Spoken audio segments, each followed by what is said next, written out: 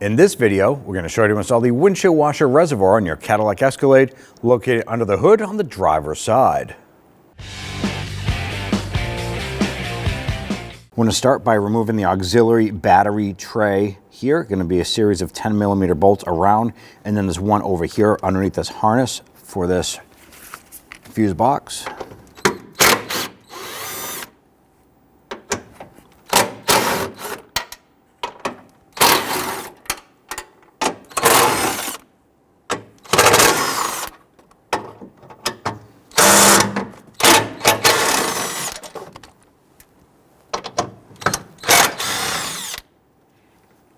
We switch over to a shallow socket with a swivel and a little extension to go ahead and get in here.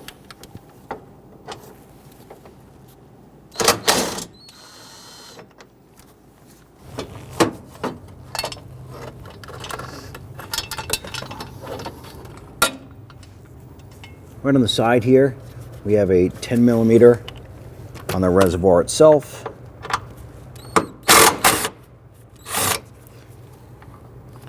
With that removed, we can now go ahead and go into the wheel well.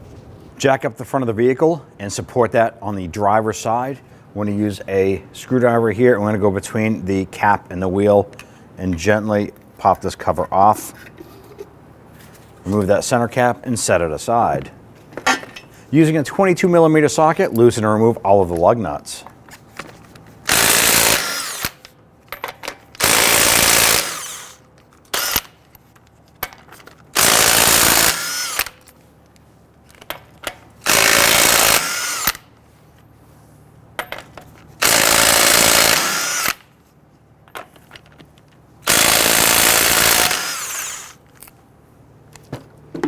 Remove the wheel and set it aside.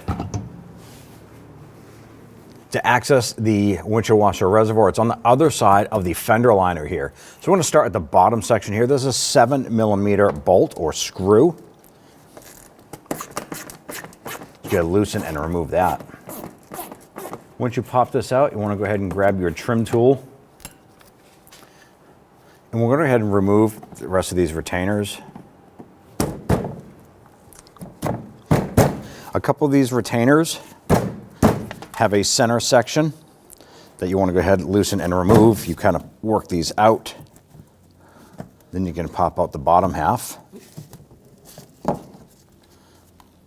And there's a couple that are just full buttons like this here.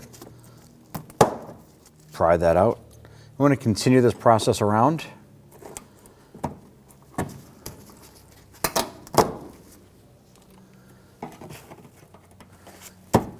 Only remove the ones that you need to go ahead and pull that fender liner back and access the reservoir comfortably. You want to make sure that you're not struggling. Just pop out whatever buttons you need.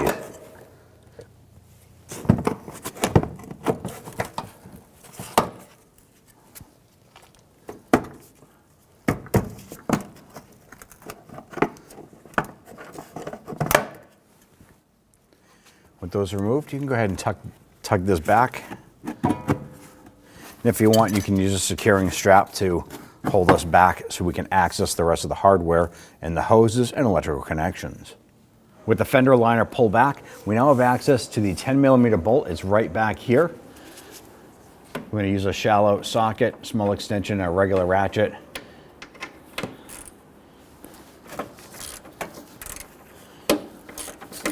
Now, as you remove this bolt, the reservoir is going to want to drop down.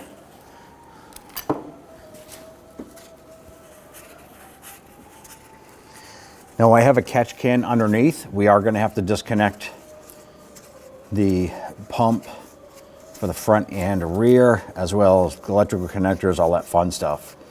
So I want to have a can or bucket underneath to catch any residual fluid from leaking out.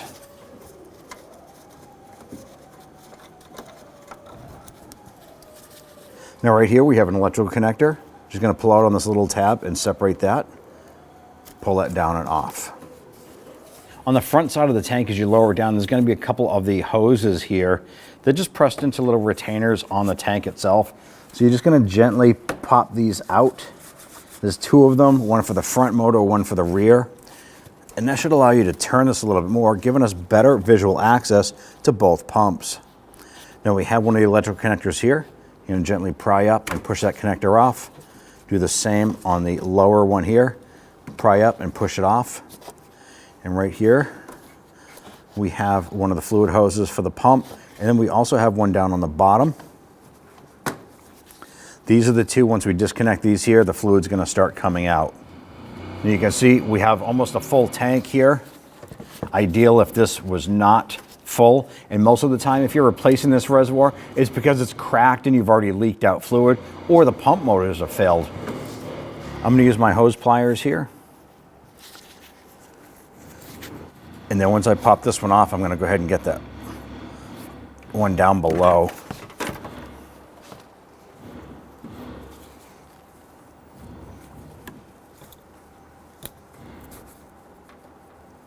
And fluid is going to come out.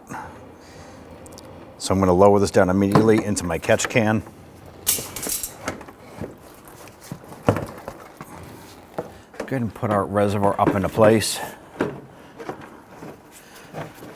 You can see right here on the tank, there are these grooves here. There's one running down, and then there's another one running down here. This is where the two fluid lines are going to be going for the pump. So you just press them in, those little locking tabs, just so you can see where they go. You kind of do these blind. Once you flip the tank around, you're just going to run your hand up and feed that line around and pop it into place. Let's install our hoses.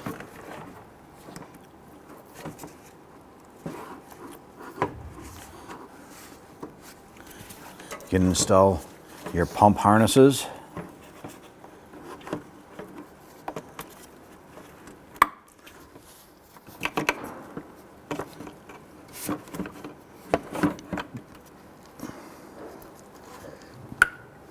You can hear them click into place. Install this harness here, push that up and in. So we have the two hoses hooked up and we have all three electrical connectors installed. Let's go ahead and install that 10mm bolt on the side over here. Now what I'm going to do is I'm going to just run that bolt in and thread it in as far as I can. You can see that there's some adjustability here. So I don't want to tighten that yet because we still have to get in the bolt up top on our reservoir. So go ahead and grab that reservoir from up top and line this up. Get your bolt started.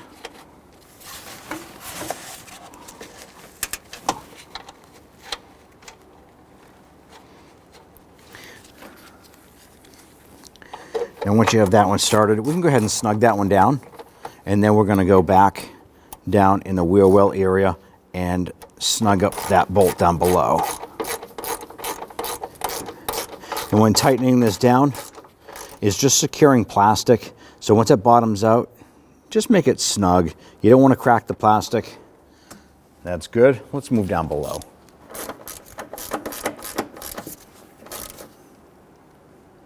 Okay, with the reservoir snug, let's go ahead and install our fender liner. Let's go ahead and line up our liner here.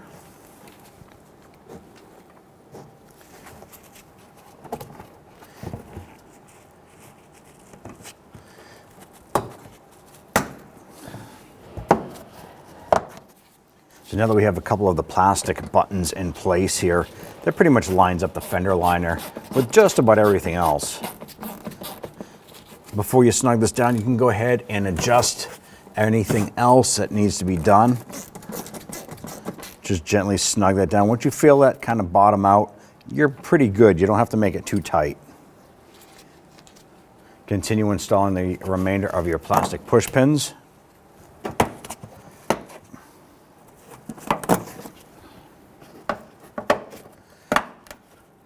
Once you have all your buttons in, install your wheel. Go ahead and install your wheel. Let's go ahead and get all of the lug nuts started by hand first, and then we'll come back and snug them down.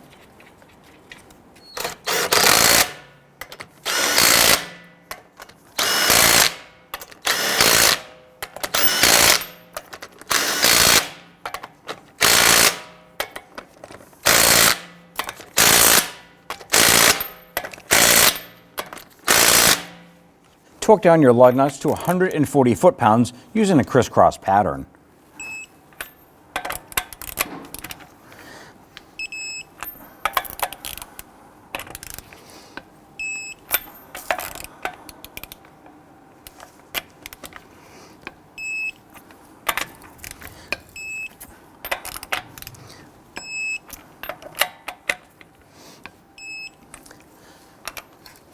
Now that you're done torquing, you want to go ahead and install your center cap.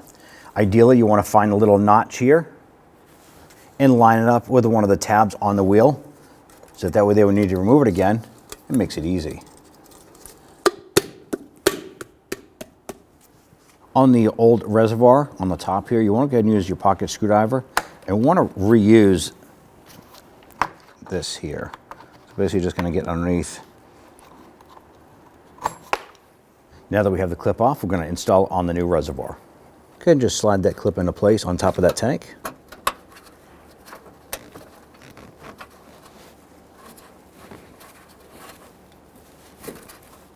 You're going to start by installing the bolt on the back side here. And then we'll just kind of go around the perimeter here and get the rest of these installed. Once you get all these bolts started, just a few threads, you can come on back and we're just going to snug them down. Now, if your vehicle has the auxiliary battery in this place, once you tighten down your tray, just reverse the process that you did to remove it to reinstall it.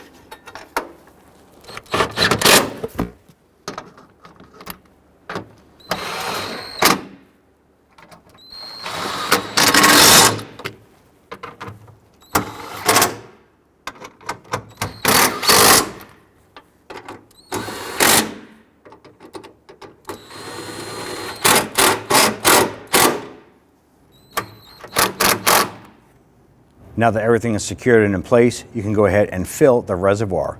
Now here's a little tech tip. If you're in the winter area where we have cold temperatures, make sure you use the appropriate temperature windshield washer fluid. You do not want it to freeze up on you. If you're in a constant warm climate, then you can use a standard washer fluid. And once you're filled up,